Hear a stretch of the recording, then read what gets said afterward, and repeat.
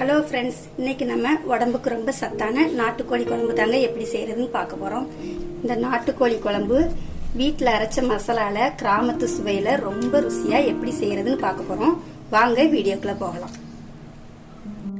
First நாட்டுக்கோழி குழம்பு செய்யறதுக்கு நான் 1 கிலோ கறியை கடையிலே நல்ல தீயில வாட்டி வாங்கியிருக்கோம். இப்போ இதுல உப்பு மஞ்சள் தூள் போட்டு நல்லா கழுவி எடுத்து வச்சிருக்கேன். இப்போ இதுக்கு தேவையான மசாலாவை ரெடி பண்ணிக்கலாம். நாட்டுக்கோழி குழம்புனாலே வீட்டிலே இப்படி மசாலா எல்லாம் வறுத்து செஞ்சாதாங்க ரொம்ப டேஸ்டா இருக்கும்.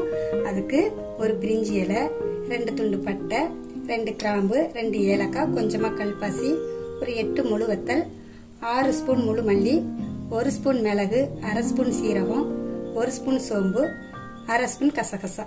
இப்போ இது எல்லாத்தையும் நல்லா வறுத்து எடுத்துக்கலாம். நான் எல்லா அளவுமே இந்த ஸ்பூன் அளவுக்கு தாங்க எடுத்திருக்கேன். இப்போ ஸ்டவ்ல ஒரு கடாயை வச்சிருக்கேன். இதுல ஒரு 2 ஸ்பூன் எண்ணெய் சேர்த்துக்கலாம். அந்த குழம்பு ஃபுல்லாவே நல்லெண்ணெயில தாங்க செய்யறேன். நல்லெண்ணெயில செய்யறப்போ குழம்பும் நல்லா இருக்கும், உடம்புக்குமே நல்லது. எண்ணெய் நல்லா சூடாயிடுச்சுங்க. இப்போ நம்ம எடுத்து வச்ச மசாலா ஜாமானை இதுல போட்டு வறுத்துக்கலாம்.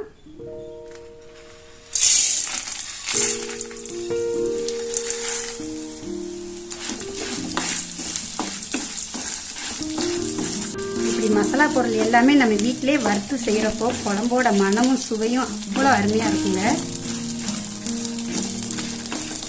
ஒரு 2 நிமிஷத்துக்கு வறுத்தா போதுங்க. இப்போ இது கூட ஒரு கொத்து கருவேப்பிலையும் சேர்த்துக்கலாம்.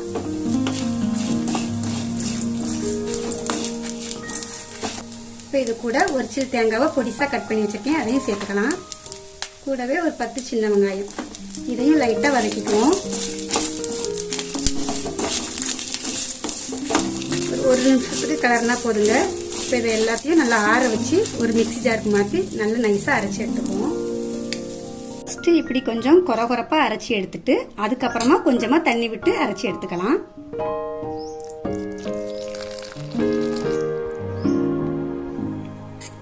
இந்த அளவுக்கு அரைச்சாலே போதுங்க. நாட்டுக்கோழி குழம்புக்கு ரொம்ப ஃபைன் பேஸ்ட்டாக அரைக்க வேண்டாம், கொஞ்சம் கொரகொரப்பாக அரைச்சாலே போதும், நல்ல டேஸ்ட்டாக இருக்கும். ஸ்டவ்வில் ஒரு குக்கர் வச்சுருக்கேன். தேவையான எண்ணெய் சேர்த்துக்கலாம். எண்ணெய் சூடானது. இது கூட நான் 1 கப் சின்ன வெங்காயம் சேர்க்குறேங்க. நான் பொடி வெங்காயமாக இருக்கிறதுனால அப்படியே கட் பண்ணாமல் சேர்க்குறேன். நீங்கள் கொஞ்சம் பெரிய சைஸாக இருந்ததுனாக்கி கட் பண்ணிவிட்டு சேர்த்துக்கோங்க. இப்போ இந்த வெங்காயத்தை லைட்டாக வதக்கிக்குவோம். நீங்கள் இதுக்கு பதிலாக பல்லாரி சேர்க்குறதா இருந்தால் 2 வெங்காயத்தை பொடிசாக கட் பண்ணிவிட்டு சேர்த்துக்கோங்க.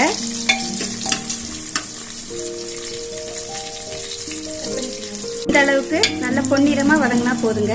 இப்ப இது கூட நல்ல பழமா ஒரு பெரிய சைஸ் தக்காளியை பொடிசா கட் பண்ணி வச்சிருக்கேன், அதையும் சேர்த்துக்கலாம். உங்களுக்கு சின்ன தக்காளியா இருந்தா 2 சேர்த்துக்கோங்க. இது கூட கொஞ்சமா உப்பு சேர்த்துக்கலாங்க. தக்காளி நல்லா குழைவா வெந்து வரும். இது நல்லா வதக்கிக்குவோம்.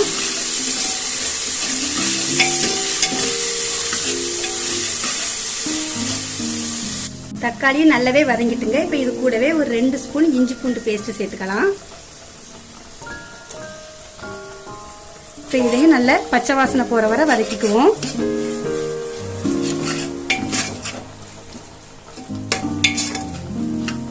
எல்லாமே நல்லாவே வதங்கிட்டுங்க. இப்போ இது கூட நம்ம கிளீன் பண்ணி வச்ச கறியை சேர்த்துக்கலாம்.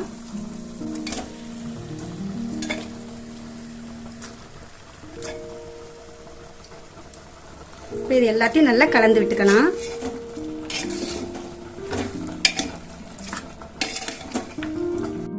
ஒரு 1 நிமிஷத்துக்கு கலந்து விட்டுக்குவோம். இப்போ இது கூடவே நம்ம அரைச்சி வச்ச மசாலாவையும் சேர்த்துக்கலாம்.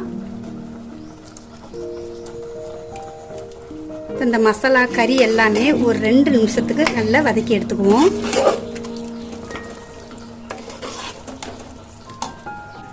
ஒரு 3 நிமிஷத்துக்கு கறியையும் நல்லா மசாலாவோட சேர்த்து நல்லா வதக்கியாச்சுங்க. இப்போ இதுக்கு தேவையான கொஞ்சம் தண்ணி சேர்த்துக்கலாம். மிக்சி ஜார்லயே கொஞ்சமா தண்ணி ஆட் பண்ணி இது கூட சேர்த்துக்கிறேன். இப்போ குழம்புக்கு தேவையான தண்ணி சேர்த்துக்கலாம். நாட்டுக்கோழி குழம்பு கொஞ்சம் குழம்பாவே வச்சு சாப்பிட்டாலே நல்லா இருக்கும். ரொம்ப கிரேவி மாதிரி வைக்க வேண்டிய அவசியம் இல்லைங்க. 1/4 ஸ்பூன் மஞ்சள் தூள் சேர்த்துக்கலாம். இது கூடவே குழம்புக்கு தேவையான கொஞ்சமா உப்பு, நான் கல் உப்பு தாங்க போடுறேன்.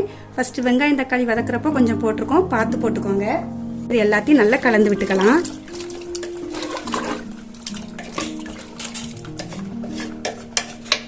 இந்த குழம்பு நல்லா மூடி போட்டு ஒரு 5 விசில் விட்டு வேக வச்சு எடுத்துக்கலாம். 5 விசில் வந்துருச்சுங்க. இப்போ ஓப்பன் பண்ணி பார்க்கலாம். பாருங்க குழம்பு அழகா வெந்து சூப்பரா வந்திருக்குங்க. விசில் வரும்போது குழம்பு வாசனை வீடே அவ்வளோ மனம் மணக்குங்க. அதுக்கு மெயினே நம்ம வறுத்த அரைச்ச மசாலா பொடி தாங்க. தெருக்கோடி வரைக்குமே மணக்கும். நான் எங்கள் அம்மா சொன்னதை அப்படியே அந்த மெத்தடை உங்களுக்கு சொல்லி கொடுத்துருக்கேன். இப்போ ஸ்டவ் ஆன் பண்ணி ஒரு கொதி வரவும் கொஞ்சமாக மல்லி இலை, கொஞ்சம் புதினா போட்டு நம்ம ஸ்டவ் ஆஃப் பண்ணிடலாம்.